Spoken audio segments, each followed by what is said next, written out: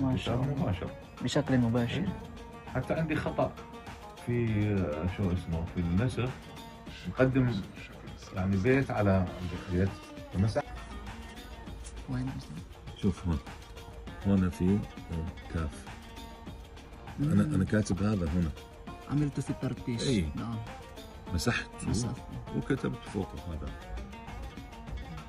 وما المعدن المخبر للقلم ثم الليقة وتأتي على الورق. اي بعد ما يعني تقريبا راح تخلص اللوحة. ما شاء الله. قلت اما اعيدها او يعني امحي. ما محيت. اوكي. بسم الله الرحمن الرحيم. الحمد لله رب العالمين وبه نستعين ولا امور الدنيا والدين والصلاة والسلام على اشرف الانبياء والمرسلين وعلى اله واصحابه ajma'in amma ba'du. Kedengaran ya suara saya? Ustaz Azmi, kedengaran ya suara anak? Ustaz, jelas. Oke. Biasanya nggak kedengaran biasanya. Oke Ustaz. Ya ini apa namanya? Pesan dan nasihat ya dari salah satu kaligrafer ya. Ma'ruf itu apa ya? Masyhur. Masyhur itu bahasa Indonesianya terkenal ya, terkenal. Ya. Beliau adalah nama lengkapnya Al-Ustadz Syekh Obaidah Muhammad Soleh Al-Bangki ya. Jadi beliau aslinya bukan dari Qatar tapi dari Syria. Dan perjalanan beliau sampai bisa ke Qatar ada cerita yang luar biasa dan beliau menceritakan hal itu kepada saya kemarin. Alhamdulillah kemarin saya bersilaturahmi ke rumah beliau dari sore, dari jam 5 sampai jam 9 malam. Dari jam 9 malam. Jadi kalau ngomongin khot itu kata beliau emang nggak ada habisnya ya. Sekelas beliau yang sudah syuyukh, sudah syekh, beliau masih banyak menceritakan pengalaman beliau. Nah, beliau ini berasal dari Syria asli ya. Jadi bukan orang Qatar asli. Yang dimana beliau juga jadi juri di Irsika di Istanbul ya, bersama syekh kita, bersama ustadz kita yaitu Ustadz Bilid Hamidi, dan beliau sudah menjadi juri di beberapa pameran, contohnya di Sharjah, terus dulu di Turki juga, di Konya juga beliau beberapa kali sempat dipanggil untuk menjadi juri di situ. Seperti itu. Nah, terus selanjutnya biografi beliau adalah beliau penulis mushaf ya. Jadi beliau ini penulis mushaf Qatar. Jadi di Qatar ini mushafnya semua itu tulisan beliau, yang dimana mushaf tersebut dulu itu dilombakan ketika tahun 2001. Bayangin 2001, saya aja belum lahir, beliau udah ikut lomba. Ketika 2001 beliau mengikuti lomba di Irsika di Turki. Ketika itu nama musabakohnya, pokoknya ketika awal-awal lomba Irsika dulu itu namanya Hamid. Kalau sekarang kan, kalau sebelumnya Rokim ya, Rokim, terus Syauki, dulu itu Hamid. Awal-awal dulu. Itu Ustadz Obaidah menceritakan seperti itu. Jadi ketika 2001 beliau mengikuti lomba, dan lombanya sangat unik. Jadi lombanya itu dari 2001 sampai 2006. Jadi panjang lombanya. Kalau kita kan lomba internasional aja 8 lama 5 bulan, 8 bulan, 7 bulan kan. Ini beliau nulis mushaf ya, itu selama 6 tahun ya, dari 2001 sampai 2005. Dan alhamdulillah 2006. Dan alhamdulillah beliau dan ketika itu pengikutnya itu kurang lebih beliau menceritakan itu 1.200 al-musyarikin, pengikutnya itu 1.200 pengikut lomba. Tapi sistemnya beliau menceritakan itu menulis 2 juz. Menulis 2 juz. Jadi nggak semua mushaf ditulis 2 juz. Kalau kemarin itu ada lomba mushaf itu di Madinah. Ada salah satu keluarga kita yaitu Ustadz Yasir ya, Ustadz Yasir Amrullah, beliau mengikuti lomba di situ. Seperti itu. Dan dari 1.200 terseleksi jadi 123 yang terseleksi. Namun diseleksi lagi akhirnya dipanggil sama negara Turki ya, sama Irsika. Dari 100 sekian itu jadi 7 orang. Jadi pemenangnya ada 7 orang. Yaitu yang nasib beliau ketika itu juara pertama. Beliau juara pertama, alhamdulillah. Dan jurinya ya Suyuh ya, Ustadz Hasan Jalebi jurinya. Dulu seperti itu. Nah, itu profil beliau ya, itu profil beliau. Ini yang saya sampaikan beberapa poin yang penting-penting saja ya. Ini saya akan sampaikan ke teman-teman Bait Khot lah ya, ke pengajar Bait Khot, ke teman-teman Bait Khot semuanya. Baik, bismillahirrahmanirrahim. Poin yang pertama adalah kunci keberhasilan belajar khot ya. Jadi beliau kemarin ketika awal-awal saya berbincang kepada beliau, kunci keberhasilan dalam belajar khot itu yang pertama sabar. Nah, itu Syekh Bil'id juga mengatakan seperti itu. Guru-guru kami juga mengatakan as-sabru. Ya, sabar. Yang kedua, jujur. Bahasa Arabnya as-sidqu. Dan beliau mengartikan as-sidqu ini sebagai apa? Yakin. Kita harus yakin. Di samping jujur, kita harus yakin. Terus yang ketiga adalah ikhlas. Jadi yang pertama itu sabar, as-sabru, yang kedua jujur, as-sidqu, terus yang ketiga al-ikhlas, ikhlas. Nah, seperti itu. Nah, ini udah kita rasakan ya dari awal kita belajar khot ya, kita pasti dilatih untuk sabar ya, sabar.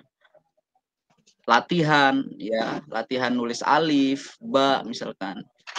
Terus orang ngulang-ngulang lagi ya kan, nulis kalimat berkali-kali, yaitu dilatih buat kesabaran.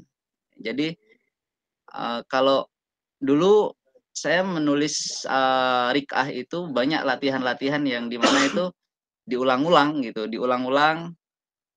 Soalnya ketika itu kan ya dalam keadaan yang dimana itu saya masih santri, jadi mau nggak mau harus nurut sama gurunya, gitu. Mau nggak mau harus nurut sama gurunya. Jadi kita harus yang pertama adalah sabar gitu. Selanjutnya poin yang kedua, sesungguhnya keikhlasan adalah asas yang sangat penting dalam belajar khot. Nah, dari 3 ini itu kembali dari 3 itu sabar, jujur, ikhlas.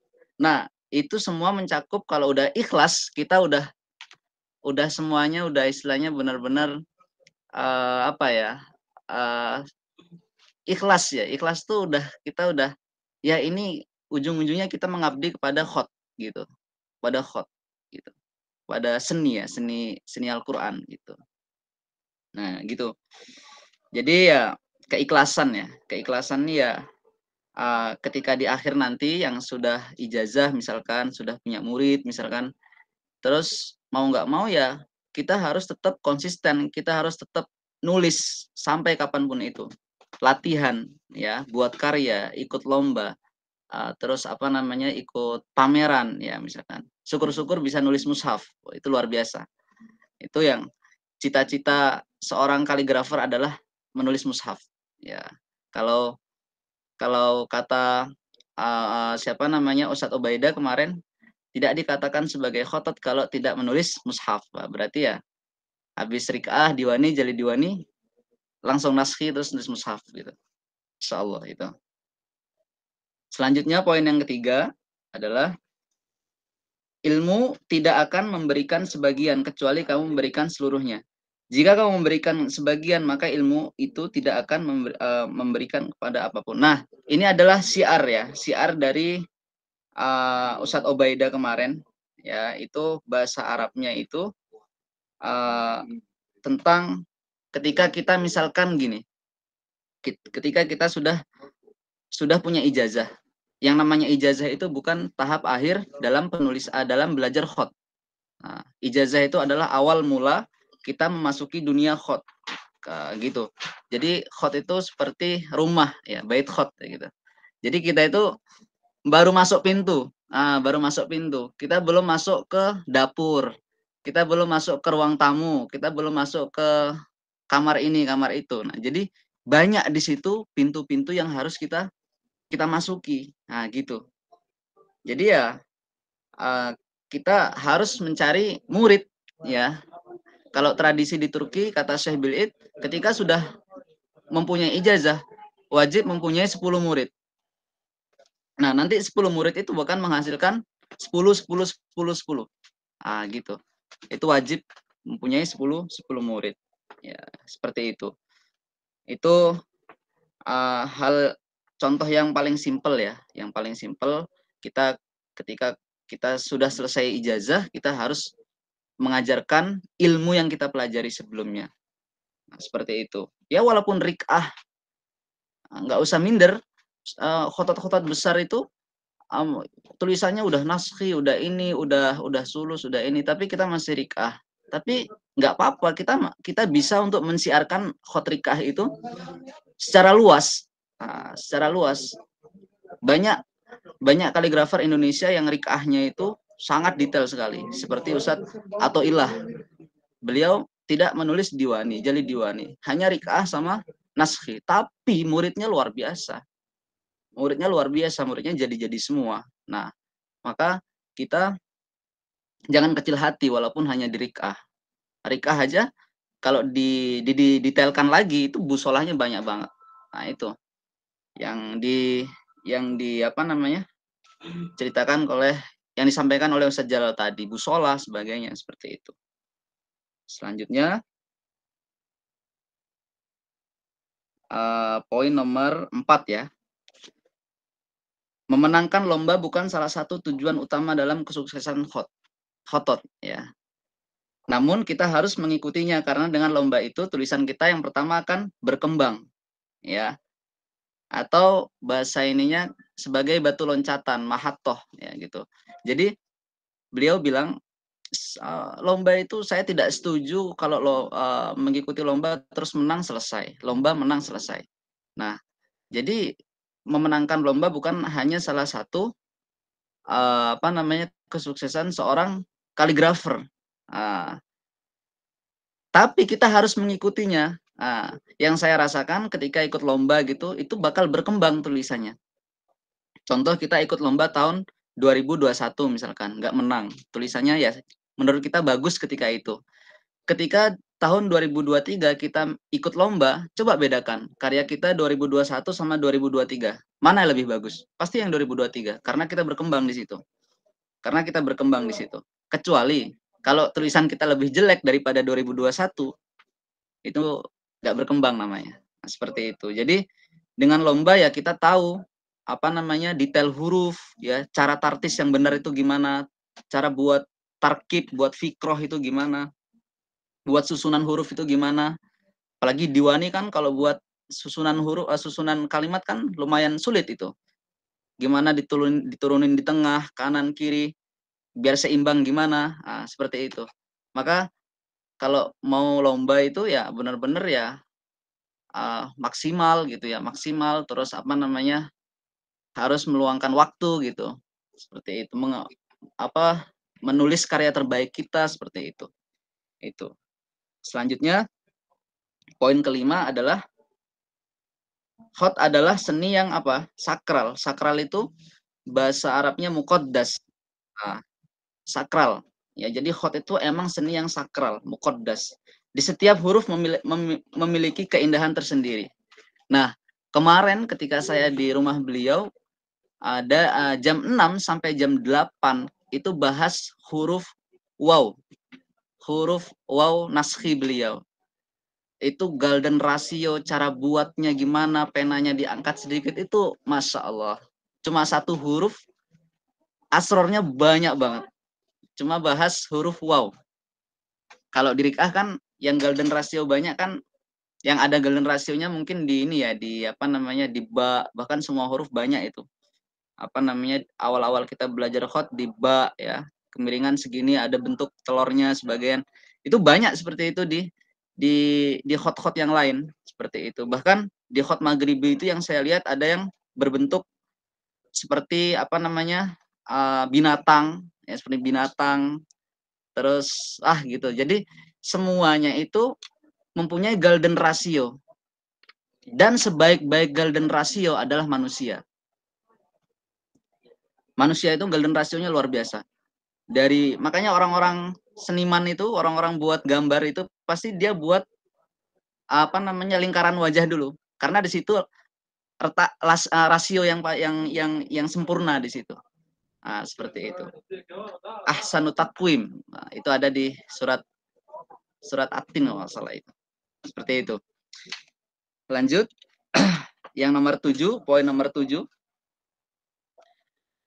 Al-muhafadhah 'alal khat al-arabi kana tuhafidhu 'alal Qur'an wa ulumihi. Masya Allah, ini luar biasa ya. Ini beliau mengucapkan secara konstan ya, secara konstan.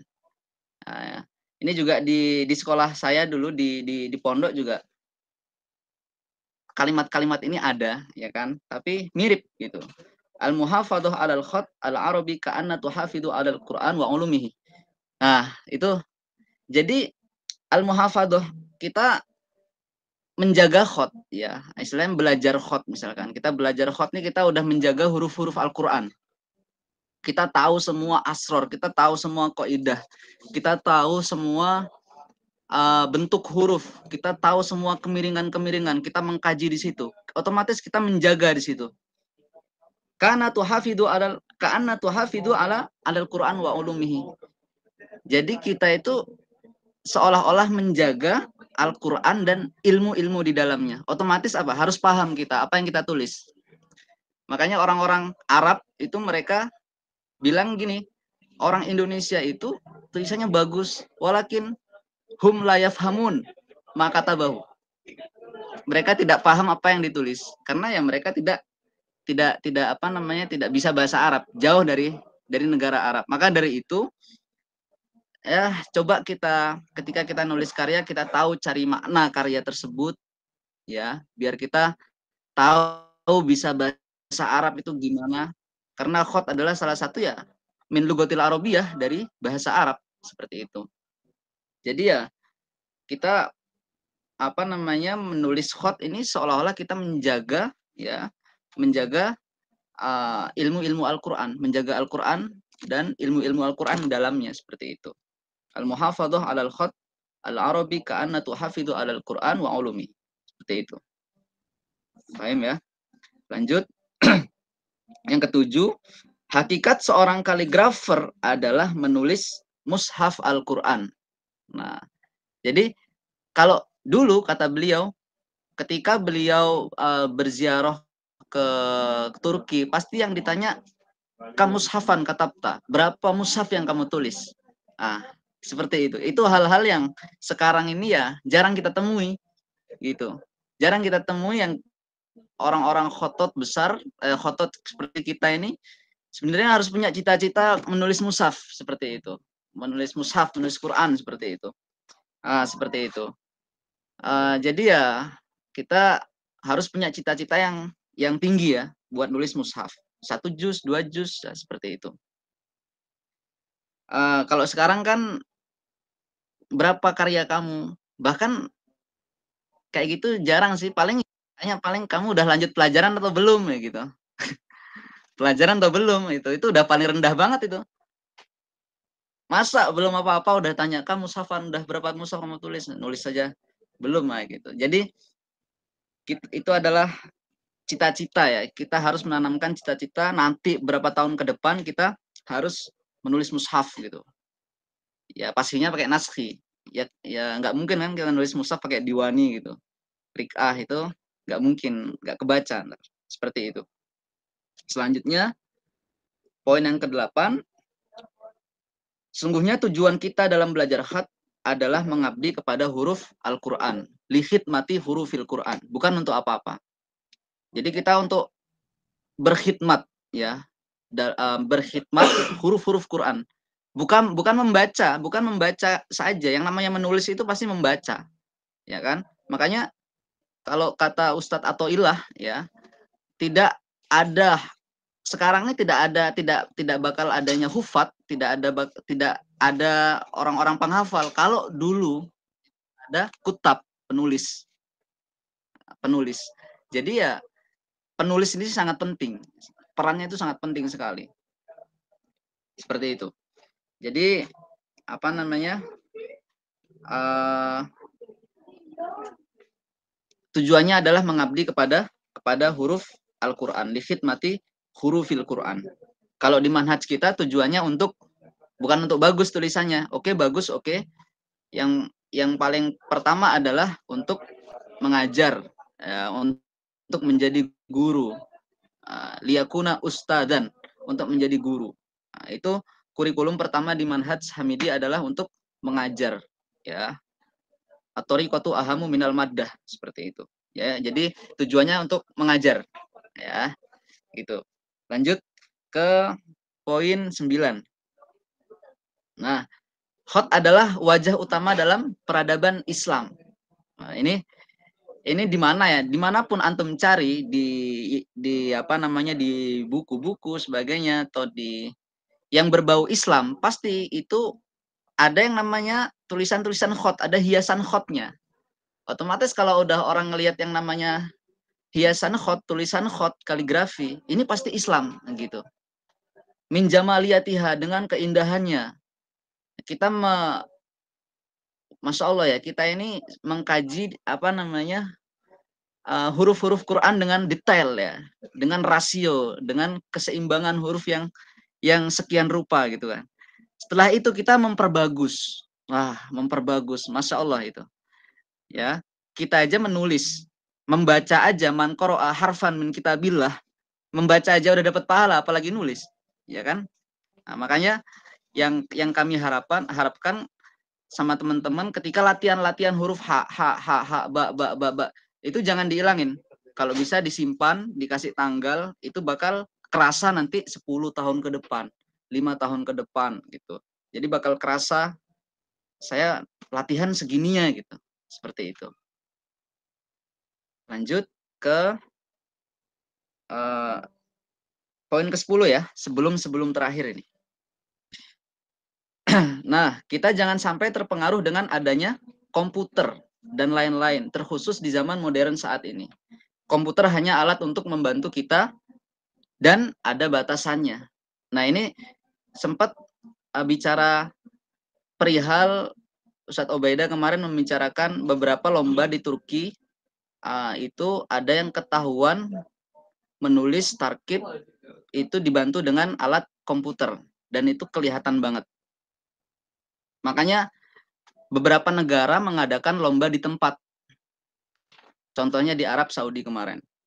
Itu lombanya di tempat. Itu mengambil evaluasi beberapa di Turki ya. Makanya beliau bilang ya, kami tidak tahu sebagai juri mereka buat susunan dengan komputer, dengan Corel sebagainya. Tapi yang kami harapkan semua serba manual. Mereka itu hanya untuk membantu saja. Bahkan sekarang udah ada tab. Kalau kita nulis ketebalannya udah mirip banget kayak goresan. Udah mirip banget kayak goresan. Itu yang beliau bahas kemarin perihal yang namanya alat-alat seperti itu ya. Jadi klasiknya hilang. Dulu kata beliau tidak ada hal-hal yang seperti itu. Semua karya-karya itu serba manual, goresan manual, alami. Ada salah satu karya beliau, itu tulisannya tulisan muhakkak gitu, itu tulisan naskhi. Beliau nulisnya di kapal selama 3 hari, ketika perjalanan dari Syria ke Turki. nulisnya tidak pakai meja kaca, ya. Nulisnya langsung di atas mukohar. Tapi sebelum itu latihan dulu. Gimana caranya? Sampai-sampai bekas tartis itu ada. Bekas mengerok-ngerok itu ada. Jadi ya hal-hal yang kayak Corel Draw terus komputer itu kita harus mengetahuinya itu hanya untuk membantu saja, untuk membantu, tapi bukan untuk menjadi perihal utama seperti itu. Nah, seperti itu. Jadi ya itu adalah kendala ya, kendala zaman sekarang ya. Ada perihal yang seperti itu. Makanya lomba yang di di Saudi kemarin itu kan beberapa konsepnya diseleksi dulu ya, terus lombanya di tempat. Jadi juri tahu cara ngerjainnya itu gimana. Hanya disediakan pena sama kertas saja. Seperti itu. Ya, kata beliau insya Allah lomba yang di Qatar ini beberapa tahun ke depan nanti bakal konsepnya seperti yang jadi di tempat nanti. Seperti itu. Itu yang disampaikan oleh Syekh Ubaidah kemarin, seperti itu. Selanjutnya poin ke-11 ya. Sebelum terakhir, sesungguhnya dalam belajar khot tidak harus bermanhaj. Nah, ini penting ya. Yang paling penting adalah hubungan antara murid dan guru. Nah, jadi kita nggak harus belajar memakai manhaj Hamidi, ini tidak harus. Tidak harus. Bahkan beliau bilang, dulu saya pertama kali belajar nggak sama guru, tapi saya disuruh mengikuti tulisan kaligrafer besar. Terus tashih sama guru ini, sama guru ini, sama guru ini. Seperti itu. Jadi kita nggak harus berpatokan dengan manhaj Hamidi. Kita bisa belajar sama kaligrafer ini. Kita bisa belajar sama kaligrafer ini. Yang penting hubungan antara murid dan guru itu ada. Yang pasti gurunya sudah punya pengalaman, misalkan sudah punya profil yang pernah belajar di sini dan karyanya diakui, misalkan. Kita bisa belajar di berbagai banyak guru seperti itu. Jadi nggak harus kita belajar di manhaj Hamidi, tapi ya kebetulan kita sedang belajar di manhaj Hamidi yang dimana manhaj ini punya tujuan ya, punya hadaf, punya tujuan yang jelas seperti itu. Jadi ya ketika kita udah selesai belajar khot, kita mengajari, itu udah masuk akal sekali itu ya. Ketika sudah kita belajar terus sudah selesai, kita mengajari seperti itu. Selanjutnya yang terakhir, dalam belajar khot ya harus dimulai dengan hal-hal yang paling mudah ke yang paling susah. Contoh khot rikah adalah khot yang paling dasar. Dan ini poin yang 12 ini beliau sangat tahu sekali ya. Manhajnya Syekh Bil'id itu sangat tahu sekali. Beliau mengetahui manhajnya beliau sampai negara Indonesia sekarang masuk ke 4 pemenang. Istilahnya kalau dulu Turki, Syria, Irak, Iran misalkan dulu. Tapi sekarang Indonesia sudah masuk martabat ke-4. Nah, itu adalah beliau mengakui ini banyak kaligrafer Indonesia terkhusus manhaj Hamidi yang sudah tersebar. Nah, yang sudah tersebar terkhusus dalam tulisan-tulisan Utsmani. Maksudnya tulisan Utsmani ini ya Diwani Turki, ya Rikah Turki. Nah, jadi banyak orang-orang yang tahu ketika melihat Diwani ini, wah ini Diwani Turki, ya. Bahkan di Qatar pun beberapa orang ketika melihat karya di galeri, ini Diwani Turki ya. Iya nih Diwani Turki. Kamu belajar sama orang Turki pasti. Iya. Udah ketahuan dibandingkan Diwani Mesir. Ya, Diwani Mesir kan kurang gimana gitu ya kelihatannya. Saya aja kalau ngelihat Diwani Mesir itu kayak terbang-terbang gitu, alifnya nggak seimbang ini. Nah, tapi Diwani Izzat, Diwani Turki itu sangat seimbang sekali. Hurufnya enak sekali dilihat, terus detailnya, lenturnya Seperti itu. Jadi sangat ketahuan orang yang belajar sama orang Turki itu kelihatan tulisannya ya tulisan Turki. Contohnya seperti kita ini. Kita jurukannya nanti bakal ke tulisan-tulisan karakter Utsmani Turki. Seperti itu. Dari Rik'ah. Nah, Rik'ah aja kita mentaklid tulisan Muhammad Izzat. Nah, terus di buku di Diwani di buku 3 kita di buku 2 kita Muhammad Izzat juga. Ya kan? Apalagi Jali Diwani, Mustafa Halim. Nah, terus Sami Afandi, Farid Bek, Ismail Haqqi, itu tulisan orang-orang Turki semua. Nah, seperti itu. Nah, mungkin itu yang beberapa, sebenarnya masih ada poin-poin lagi, tapi karena waktu tidak cukup. Ini sodakoh dari beliau untuk teman-teman yang menekuni khot di Indonesia.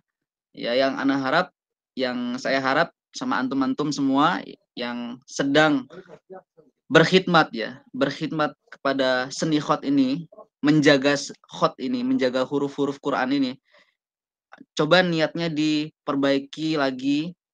Kalau benar-benar kita itu ikhlas, ya kita tuh ikhlas.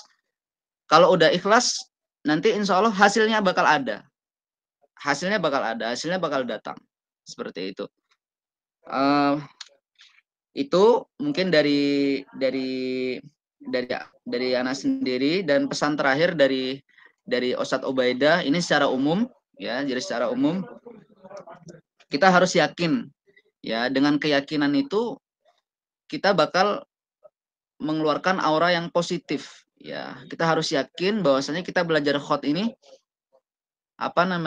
benar-benar ya untuk Allah gitu loh, untuk Allah, untuk likhidmati hurufil Quran, untuk berkhidmat kepada huruf-huruf Quran.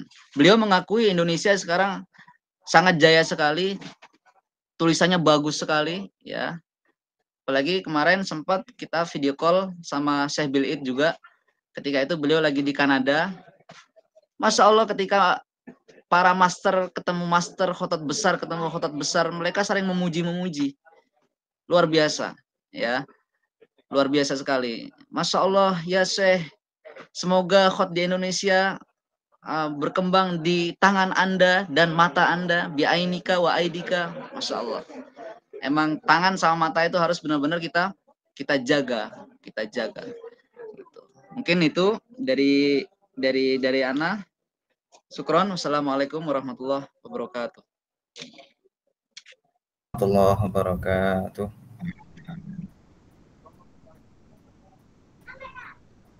Ya, barakallah Ustaz Farhan.